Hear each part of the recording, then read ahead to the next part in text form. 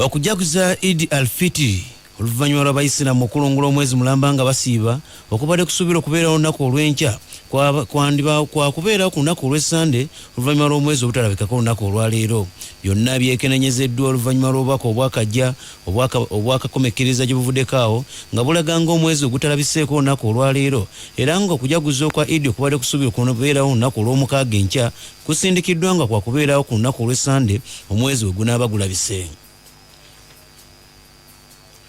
Ye Sheikh Sulaiman Ndilangwa ono akubiriza naddala gavumenti mu biseera bino ebyakazigizigi biseera eby'ekirwadde kya COVID-19 nga ne Uganda eri ku mugalo okulaba ng'eteekateeka mu ngeri y'enjawulo okuteekawo ebyaji eby'enjawulo nga bino bye binaayambako Uganda naddala mu biseera eby'enjala biseera byayo ebinajja. Supreme Mufti Ndilangwa bino byonna byogedde ng'omu ku bubaka bwe bwakoze obwa Eid Mubaraka mu biseera bino ebyakazigizigi ng'agamba nti Uganda ebadde mu kusomozebwa kw'amaanyi nnyo era ekyatubagidde mu kusomozebwa kw'amaanyi olw'ensonga nti bangi ku bannayuganda babadde nga bayagga olw'emmere wano nawali kyokka nga gavumenti erina byaji mweyinza kudduukirira kulaba ng'efuna emmere okudduukira bannayuganda bafa enjala.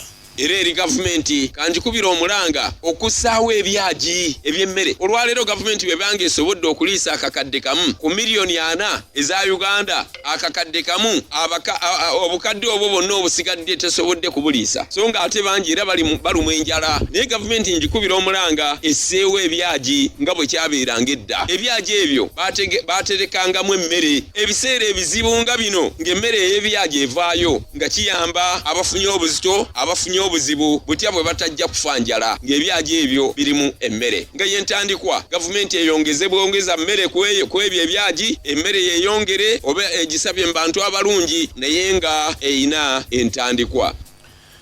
Wabula Mufti Sheikh Sulaiman Ndilangwa avumidde nnyo naddala abannannyini mirimu ebiseera bino abakakanye ku bakozi baabwe ne babakwata ku nkoona ne babazza ewaka mu biseera bino ebyakazigizigi eby'ekirwadde kya COVID-19 wabula nga nabo tebamanyi kyakuzzaako. Allahu akbar, Allahu akbar, Allahu akbar. Kiba kikyamu okugoba abantu ku mirimu naddala abateeyagalidde kubanga ffenna tubadde waka karantini ffenna yatukola ki si kweyagalira. Kyensuubira nti tusabe Katonda atuggirewo embeera eyo ate emirimu nagyo giddemu gikwajje bulungi nga bwe gyabeeranga edda. Lwaki ate ogoba banno ku mirimu? Era kye tusaba ku ludda olwa gavumenti nga bwe nkubiriza bannannyini bizimbe babeere basaasizi eri abo ababipangisa kubanga eno embeera tewali yajagala ate nga weeri kati omuntu abadde takola atudde ewaka bw'omugamba nti sasula sente z'ebizimbe z'atalina. Kye tusuubira nti bannannyini bizimbe n'abapangisa bakwataganire wamu.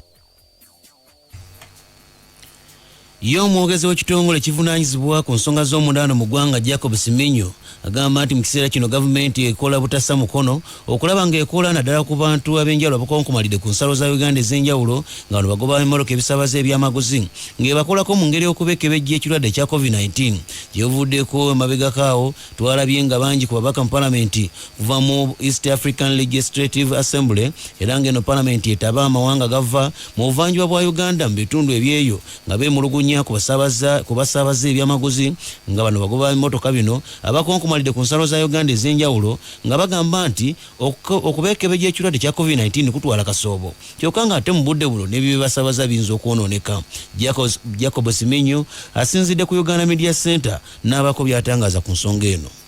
Naye minisitule y'ebyobulamu yatusuubiza nti results zijja kuba wajja kukola buli kisoboka okwanguya results tusobole okukeeringa abantu. Ne solution endala eriwo nti Bannakenya batandise nabo okukebera nga samples ez'emalaba ne Busia bazikeberera mu ddwaliro liri kumpi ne Busia nga bo mashini yabwe nnene so bwe tunaaba tumaze okwogezaganya bulungi tuyinza okulaba engeri tukozesa ezaffe ne tukozesaako n'eyaabwe naye ate kijja tuyamba okuba nti basobola okukeeringa okukebera abantu ne bajja nga bakebere naffe ne tukebere eno abantu abagenda ne bagenda nga bakebere. Bwe tuba nga obusobozi tebumala tujja kwogerezaganya olabe ekyokukola n'ekyo bakyakikolako. N'ebyo ngoberera ku mabbali abatuuze abawangalya ku kyalo Kikwaya ekisanga mu muluka gw'Ekikwaya mu ggombolola y'Ekikwaya mu disitulikiti y'e Kakumiro owulira bino nga basobeddwa nga baagala Pulezidenti Yoweri Kaguta Museveni ayingire mu nsonga ey'okutaasa essomero lyabwe mu kitundu kino nti singa tasitukiramu ng'eyatega ogw'ekyayi bandifundikira nga bafiiriddwa bingi ku byo. Abatuuze bano aboogeddeko ne Radio Simba bagamba nti waliwo oluguudo olunaatera okukolebwa mu kitundu kino nga no lwakukozesebwa abanaasaabaza amafuta kyokka nga lwaleega butereevu mu kisaawe ky'essomero kosane nayikoonto y'amazzi gasa abatuuze mu bitundu omwo era nga balina n'okutya nti n'essomero lyabwe lyandisendebwa. Bano bagamba nti singa essomero lino lisendebwa erikulungudde emyaka egisoba 40 abaana baabwe bajulidde obutasoma kubanga amasomero agebeetoolodde gonna ga bwannannyini kyokka nga n'ebisale by'amasomero gano biri waggulu. Kati baagala Pulezidenti Yoweri Kaguta Museveni akkirize oluguudo olwayisibwa mu bitundu bino lukyusibwe luteekebwe mu kitundu ekirala bataase essomero lyabwe nayikondo ko n'ekisaawe ekiri mu kitundu kyabwe ekyo. Mukaza Kaloli chairman w'essomero ly'Ekikwaya Primary School akasomero kaffe kalina ettaka kafunda kyetuva twatungamu ekizibu tulaba nga n'amazzi twasabira nti oluguudo lusembereko katono mu maaso ebintu byaffe ebyo bisigaleko n'ekisaawe kisigaleko kubanga tetulina ssente zisobola kugula ttaka ddala. Amanya nzerewo Naadi Kaweke emyaka nina 65 nasomera ku ssomero eyo we natandikira nevaawo nengenda e Kakiiko. Bano abayunula essomero lyonna baalisala kumpi kulimalako ate mabega waliyo abagagga bye basingayo obunene tetuyinza kubagula. Awo bensabira Pulezidenti waffe atuyambe ayingire mu nsonga zino essomero lyaffe lisigalewo n'ekisaawe mabega terina gye kiraga. Kati mu Kikwaya yonna ly'essomero eririmu lyokka agasigaddemu ga private gano ga bagagga kabatefe tuli bamu tesobola kutwala bannaffe mu masomero gali. Kulola essomero limazira hano emyaka 47 tuzaira abaana abandi basaho abandi begesa bazaira abaana abandi kulola nibachwa essomero lyaitu lino tukagenda kufuna ekikaro ky'essomero lino nabowa yaitu amanyira nyanzira kenganze defense w'ekyalo kino ekya Kikwaya LC1 tuso omulanga gwange eri President Museveni onawo oli nsaba nfisinkane nkubulire emivuyo egiri mu critical oil kilomita zino 92 eziri ku luguudo lw'e Kakumiro Buhimba na Lweyo mwajjamu abantu abeerimbika mu kkubo muno ne baleeta olukuno n'erinnya lya NRM naye saawa zino obuzibu obuli wano ku ssomero lya Kikwaya Primary School Kiringu bajja ne bayinza mu ssomero lino ne basaanyawo bowaholo eya community n'ekisaawe ky'abawala n'ekisaawe kyo ekya historical ky'omanyi wotera okulandinga wano wotera okugwa wano ku kisaawe. Wabula Radio Simba mu kwogerako ne Minisita avunaanyizibwa ku by'entambula n'emirimu General Edward Katumba Amala agamba nti oluguudo luno si lwakuyita mu ssomero lino wabula lwakuyita mu nayikoonto ko n'ekisaawe ky'essomero lino naye nga ministry wabula agamba nga ministry tennakola kyonna yakusookako basasula olwo bo banoonyaawo okusima nayikoonto empya kw'osanawo okuteeka ekisaawe ekirala. Terwaleze mu ssomero lwaleze ku kisaawe ne ku borehole era terugenda kutwala ssomero. Borehole twakkiriziganya n'abantu abali progressive nti banaaba tebannagijjawo balina okusima borehole endala kuba abatuuze gye bakozesa. Essente ze bagenda basasula mu kisaawe tebagenda okutwala kuba waliwo emabega ofeesi eriwo gye basobola okuzza ekisaawe. Kakati naawe mubeera nga okola oweyinga oluguudo olukuleetera business n'okwongera value ku property yo kuba kati oluguudo bwe luyitawo lwa chorus nja kuwa ekyokulabirako ekya Kalamojja bulijjo mwalinga muga nti Kalamojja ze hoteri naye kati olwamala okukola enguudo kati buli omu agenda Kalamojja kukola investment kakati abantu abali progressive baweeyinga ensonga ezo. Issue yali abamu nga bagamba luyite ekyemmanga abalala nga bagamba luyite ekyengulu naye kati tetulina kutunula butunuzi wa woyagala luyite kuba mulimu technical aspect kubanga senga nduyisa woyagala luyite n'enkola ekkoonedde n'ennyate linaleeta accident akati ate gye bujjo n'enyaani jawo essomero n'akamu n'akeddagala tutwalako borehole ne paati ya kisaawe kuba balina essente mu kisaawe bafune abalala we batwala basobola okugula ekisaawe.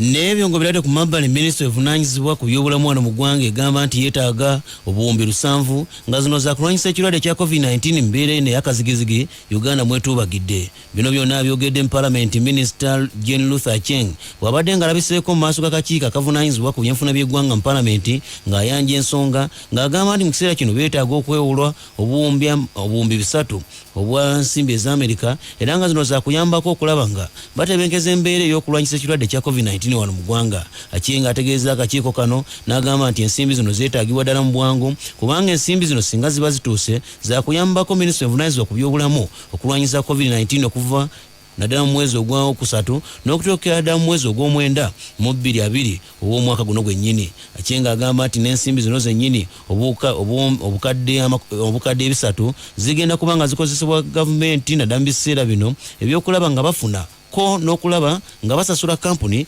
ezigenda okufulumya masiki. Now those pillars are the pillars under which we work to address the issue of COVID, and I will not go through them because you all know them. Now the total budget that we require for the period March to September to manage COVID is 1 trillion, which is there, down, which is a summary of what each of the pillars require. Yombaka Parliament akiikirira abakozi alina yutuyeru akajala alabudde abakozi bonna okwetulula Uganda yonna tisinga Parliament ekkiriza obuyinza n'ebujja ku Ministry evunaanyizibwa ku kikula ky'abantu emirimuko n'embeera z'abantu gamba ng'obwo obuvunaanyizibwa ku kitavu ky'abakozi wano mu ggwanga ne babukwasa Ministry evunaanyizibwa ku by'ensimbi nga President Yoweri Kaguta Museveni bwe yalambika gye buvuddeko ensimbi zino zandifundikira nga zibayisa emyaganya gy'engalo ng'abakozi. President gye buvuddeko yalambika n'agamba nti obuyinza obuddukanya ekitavu ky'abakozi wano mu ggwanga bwagala buweebwe Ministry evunaanyizibwa ku by'ensimbi naddala mu mbeera y'okuddukanyako n'okwetoloola ku nsonga zino zonna era nga buno bulina kugibwa mu Ministry evunaanyizibwa ku kikula ky'abantu. Wabula omubaka mu Parliament Lwakajala wabadde ng'ayogerako eri abamawulire ku Parliament awo agambye nti singa obuyinza bwonna bugibwa eri Ministry evunaanyizibwa ku kikula ky'abantu ne bukwasibwa Ministry evunaanyizibwa ku by'ensimbi naddala ku nsonga z'ekitavu ky'abakozi ensimbi zino zandibanga ziyise myaganya gy'engalo gy'abakozi. What people are saying now that NSSF should give them money under which arrangement. We have to amend the act. It is necessary now in this bill, and we have catered for that such problems. We have said there should be a mid-term access. Abatuuze abawangalya mu katikamu proper ekisangwa mu Obulenzi Town Council mu district y'e Luweero wowulira bino nga bali mu kutya oluvannyuma lw'okuzuula omuntu omu mu bitundu by'ewaabwe eyo ng'alina ekirwadde kya COVID-19. Abatuuze bano wowulira bino nga bangi ku bo baasibyemudde engugu okwetegula ekibabu ekyosi kimala okuyita olwo ate ebinaddira bibagwe enkoto mu nteekateeka y'okwetegula ekirwadde ekyazuuliddwa mu bitundu by'ewaabwe ekya COVID-19. Ensonga y'okuboola n'okusosola abantu abasangiddwa n'ekirwadde COVID-19 etuusiza abatuuze ku kyalo katikamu proper mu Obulenzi Town Council mu district y'e Luweero okutambulira mu kutya okutayogerekeka. Ennaku si nnyingi eziise waliwo omutuuze ku kyalo kino omugoba wa loole eyasangibwa n'ekirwadde COVID-19 era bwe yagobererwa yasangibwa mu kibuga ggulu mu bukiikakkono bwa Uganda gye yali ayolekedde ekibuga Juba mu ggwanga erya South Sudan. Omutuuze ono atanategerekeka nnyo bimukwatako yakulungula ennaku enzingu 2 ng'alina ab'omu maka ge ku kyalo katikamu proper. Abasawo olwalaba kino kwe kuzambalira ku mabega ng'enswa ne balumba ekyalo kino ne bazingako ab'ennyumba ye okukakkana nga babatutte mu kalantiini. Famire yonna bagitwala kugyawula mu community n'okwongera okugyekebejja okulaba nga babalamu oba nga balina ekirwadde. Ekizibu ekiri ku kyalo nti ekyalo kyonna kiwotofu, ekyalo kyonna kisirifu era nga bwe muzze mulaba amaka gabalinaanidde abamu baasenguka n'ag'ekyengulu gaabano nabo balabika nti baasenguse. Abayaliikirivu obuli wano nti wabaddewo edduuka eribeera nti nno buli ssaawa lireeta abantu abeetoolodde wano, abaana n'abantu abakulu nga babatuma kino na kiri. Tunuulira edduuka mu nnaku ezo 4 abantu be liba liyingizza baba bangi nnyo ddala. N'olwekyo nabo bweraliikirivu eri ekitundu. Ekirala kyekya yalinga Tandboy okubeera nti naye yali wa ku kyalo ate nga tannaba kulabika kwewayo mikono gy'abasawo kumwekebejja. Kye nandisabye eri Tandboy kwe kwanguwako n'agenda ne yeetwala mu basawo kubanga tekikomya kuteekayo mu bulabe wabula n'abamwetoolodde n'ab'ekitundu kibateeka mu kaseera kakatyabaga. Ayinza okulowooza nti nno kyakola mu kaseera kano kyekisinga obulungi n'ate kibi. Ayinza okwongera okusiiga abantu abalala bangi naye nga ate mulimu ne famire ye yennyini. Nolwekyo kyandibadde kya buvunaanyizibwa ne yeewaayo. Bino we bikujjira mu Gatawulira Vumbe ng'abamu ku batuuze baasibyemudde ebyanguwa beetegula ekyalo so nga n'abamu baasabye edda ekkuba eridda mu maka gano liteekebwemu emisanvu nga ssentebe wa LC1 katikamu proper Ssaalongo John Lutaaya bw'annyonnyola. Wakati abasinga basazeewo obutakyayita ku luguudo olwo bangambye bonna nti chairman naawe lekera okuyitayo wiisi okuvuga pipi kyoyitawo bammotoka ate oluguudo olwo tugenda kwala kulusiba. Abatuuze bano bagamba nti beeraliikirivu nti Taniboyi wa loole eno kalunsambulira naye ku kyalo kwali newankubadde nga yeekukumye bateebereza nti yandibanga yabuuka dda n'ekirwadde COVID-19 nga bo baagala ssibwe mu kalantiini. Twogeraganyizaamu n'omu ku batuuze atayagadde kumwatuukiriza mannya n'atubuulira. Tweraliikirira kubanga oli bamukebera nga mulwadde gwe yali naye e Sudan ne tugamba ku chairman kati chairman aze na wano enkuba tennatonnya ne mugamba omulenzi waali kati ate wanasaasaanya mu bagendamu eyo kubanga atambula aŋŋamba agenda kukubira ab'obuyinza bajje bamukima. Meeya wa Obulenzi Town Council Sam Ssemwogerere ayagala amaka gano poliisi egazingeko nga bukyali kubanga tebeekakasa obanga ekirwadde kino tekyabawerebwa. Awo tutuukidde wano mulaba nti enkuba etonnye naye ate abantu ba bodaboda n'abantu abalala beggamyewo awaka. Bwe kibanga ddala kituufu nti omulwadde yali amaze okutuukako wano ate nga n'abantu bajja ne bakwata ku pools zino n'okukwatako awaka, ekyo nakyo kyongera okuteeka abantu abalala mu bulabe kubanga tewaliwo sayini yonna eraga nti amaka gano bagaawudde okubeera nga tegasalimbirwamu bantu okumala at least ennaku nga 14. Nandisabye abasawo n'abavunaanyizibwa ku nteekateeka ya coronavirus mu Luweero ne Uganda yonna okujja okwisolatinga amaka gano okubeera nga gali gokka nga tugalambye at least abaana n'abantu abalala abayise obutakwata ku nzigi obutakwata ku mpaji z'enju kubanga batutegeeza abakugu nti akalwadde kasobola okubeerako okumala ennaku nga 9. Kitegeeza nti tukyali mu nnaku ez'okubeera nti omuntu akutteko aba akyasobola okubeera nga asiigibwa. Meeya agamba nti ab'omu maka gano balina n'edduuka erigulwako abantu abangi ebintu era agamba nti kyetaagisa abatuuze bonna ku kyalo kino bakeberwe kubanga n'amaka gano gatuukirwamu abantu bangi nga bayinza n'okuba nga balwadde. At least tufune olunaku bajje bakebere ekyalo kyonna bala abantu mu nnaku nga 2-3 babeere nga bamanyi buli muntu nga bw'ayimiridde kyongere okutoolokosa ku mitima gy'abantu egibyewanise. Bwe tutakola ekyo ekyalo kyaffe n'ekitundu kyaffe kiyinza okubeera mu katyabaga. Wano kumpi nnyo n'ekibuga wakati mu Obulenzi mu nnaku ezo 3 nnyo eziyise mabega bwe tubanga ekyamazima nti akalwadde wano weekali kitegeeza mu Obulenzi kaba mwekali kangi naye kigenda okukakkanya emitima gy'abantu kwe kubeera nga tufunye okukeberwa okw'ekikungo ne bajja ne tukuŋŋaanya abantu bonna ne tubakebera lunaku lumu 2 ne bafuna kivudde mu kukeberwa kwabwe. Banokolayo muliraano w'amaka gano omu gwe bagamba nti ono agendayo buli ku makya n'akawungeezi okuggulira awamu n'okuggalira enkoko ezaabo abali mu kalantiini ze balunda. Naye tweraliikirira kubanga agenda naggulawo ate nga baaleka bagambye temuggulawo temukwata ku minyolo naye agenda naggulawo naggulira enkoko ate n'aziggalira era naye tuli bweraliikirivu nnyo kubanga omukyalo oyo gwe baatutte abadde abeera nabali abadde abeera nnyaawo basanze abalwadde kati obwo bwe bweraliikirivu bwe tuyina mu kitundu kubanga bayinza okuba nga naye abuyina kubanga abaana booli ono yabadde abasitula. Abasaba okukeberwa kw'abantu bano ku kyalo bagamba nti amaka gano galina ennyumba z'abapangisa era bwe gutuuse wano ne gujabagira era bano bagamba nti bagabana kaabuyonjo n'ebinaabiro awamu n'ab'omu maka gano ate nga n'ab'omu nju eno bagenda mu kibuga w'Obulenzi gye bakolera buli lunaku. Ssentebe w'Erosi esooka Ssaalongo John Lutaaya ayina by'annyonnyola ku kino. Ate waliwo n'abapangisa ku nnyumba bangi emmanju wajjudde abapangisa bakeeranja ne bagenda bakola ew'Obulenzi. Kyova olaba kati apangisa baba nga nabo ba contaminated ne bano ate bagenda ne bakolera mu Obulenzi mu ofiti biki. Singa byonna ebikwata ku bantu bano bigobererwa okukwatibwa kwa COVID-19 kwandizaala emirerembe eri abantu be basisinkanye. Gwakyali eyo weekuuma olumbulege lwa COVID-19 kubanga oyinza n'okulufuna okuva ku muntu yenna ne bw'ataba wa mu nnyumbayo. Ng'Abayisiraamu babuzaayo lunaku lwokka kujaguza Eid al-Fitr esuubirwa okujaguzibwa ku Sande eno bangi ku bannayuganda bakyasindika obubaka obuyozaayoza bannaffe Abayisiraamu mu ggwanga olw'okukomekereza ekisiibo eky'ebiseera bino eby'omuggalo kyokka nga n'ekirwadde kya COVID-19 kiyinda mu ggwanga. Omubaka mu Paalamenti wa Katikamu North Engineer Abraham Byandala era mu bubaka bwe eri Abayisiraamu akubiriza obutasuula mpisa yonna gye bayigidde naddala mu biseera bino eby'ekisiibo. Kantwala omukisa guno okukulisa baganda baffe abasiraamu abasobola okukola ku mpagi ez'obusiraamu ne bagenda mu kisiibo. Mwebale nnyo mwebayire ddala kubanga ekintu kikulu nnyo okuba nti mutuukiriza eddiini yaffe kyegamba era mbaagaliza okusibulika obulungi Eid el-Fitr era nembakubira omulanga nti bannange neeyisa ennungi gye mwali mwongeddemu olw'ekisiibo temugisuula mugitwale mu maaso. Haji Abubakari Kalume wa Kalume Foundation okuva mu katika mu South ayagaliza abayisiraamu emikisa gya Katonda gyonna wamu n'okubakubiriza okwekuuma ekirwadde kya COVID-19.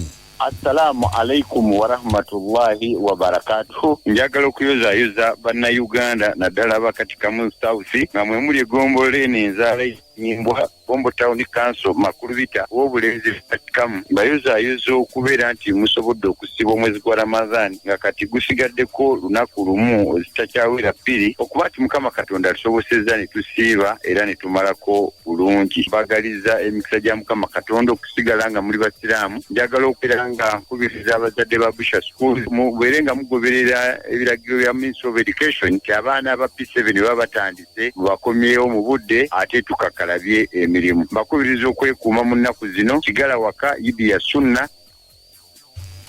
Sise Mulondo alwanira enkasi y'obubaka omukyala mu Palamenti wa Luweera agumizzaanya abayisiraamu ti guno gwe mulundi gwabwe ogusookedde ddala okusaalira awaka Idi bwekyanga bubanga bwa mmindi naye mugume mu mbeera yonna. Jozaayiza baganda baffe abayisiraamu okumalako okusiiba omwezi omutukuvu ogwa Ramadhan. Kama yeebale okugubayisaamu ne tutuuka ku nkomerero yaagwo Idi Mubarak. Bannanga abayisiraamu mwenna abaluweero si mwekka naye ne Uganda yonna mwebale okusiiba. Manyi tebibadde byangu naye Mukama abasobozesezza, Allah abasobozesezza kubanga okubeera omulundi ogusookedde ddala tugenda okusaala Idi mu maka gaffe. Abasiraamu mwenna mbaagaliza okwekuuma ekirwadde kino ekya COVID nga tunaaba mu ngalo nga tussa masiki zaffe ku nnyindo nga tetukuuma amabanga wakati mu ffe kubanga omulamu yakola, omulamu yazaala, omulamu yasiiba. Sigadde ndi Sise Mulondo Maama Luweero bana abasiraamu mwenna aba Uganda n'aba Luweero kuleeta Luweero Idi Mubarak.